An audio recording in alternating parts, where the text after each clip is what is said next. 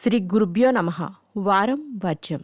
April 18, 2026 శనివారం. శ్రీ పరాభవ నామ సంవత్సరం, వైశాఖ మాసం, ఉత్తరాయణం, వసంత ఋతువు, శుక్లపక్షం, అశ్విని కార్తె. పాఠ్యమి మధ్యాహ్నం 2 గంటల 9 నిమిషాల వరకు.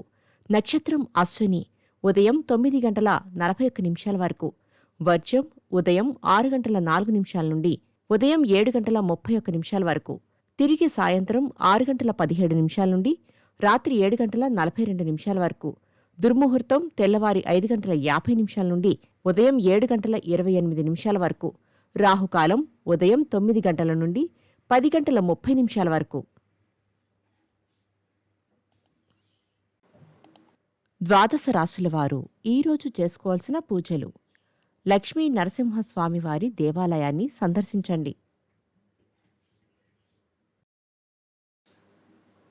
ద్వాదశ రాశులు. మేషరాశి. మీ శక్తి సామర్థ్యాలు, ప్రతిభ ఆకస్మికంగా చాలామందికి గుర్తుకు వస్తాయి. క్రయ విక్రయాలలో ప్రోత్సాహము. వృషభ రాశి. మంచి అవకాశాలను గురించి గతములో చేసిన ప్రయత్నములు ఇప్పుడు అక్కరకు వస్తాయి.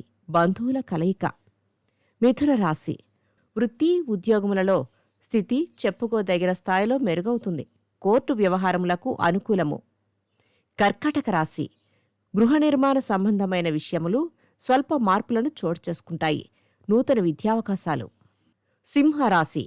కుటుంబంలోని వారి ఆరోగ్య విషయమై ప్రత్యేక శ్రద్ధ, ఖర్చులను సూచించుచున్నది. సంతాన విషయంలో జాగ్రత్త. కన్యారాశి. బంధువులతో చర్చించిన అభివృద్ధి కార్యక్రమములు ఆచరణలోకి వస్తాయి. విద్య, ఉద్యోగ అవకాశాలు పొందుతారు. తులారాశి. స్పెక్యులేషన్ వైపు మొగ్గు చూపే కన్నా స్థిరాస్తుల కొనుగోళ్లపైన పెట్టుబడిని మదుపు చేయుట మంచిది. వృశ్చిక రాశి. దైవ కార్యములను, శుభకార్యములను నిర్విఘ్నంగా పూర్తి చేస్తారు. ఉద్యోగులకు పదోన్నతులు లభిస్తాయి. ధనస్సు రాశి. ఆధునిక సాంప్రదాయ పద్ధతులను వ్యతిరేకిస్తారు. సనాతన సాంప్రదాయ విషయముల మీద ఆసక్తి కలుగుతుంది. మకర రాశి. రహస్య విరోధులపై విచారణలు, అభియోగాలు సంభవం. మీ వారికి మీ సాయం చేయవలసి వస్తుంది. కుంభరాశి. ఉమ్మడిగా సాగించే కృషికి ప్రతిఫలం లభిస్తుంది. ఆత్మీయులతో విహారయాత్రలు చేస్తారు. మీనరాశి. ఉద్యోగ, పారిశ్రామిక రంగాలలో కొన్ని చిక్కులు ఎదురవుతాయి.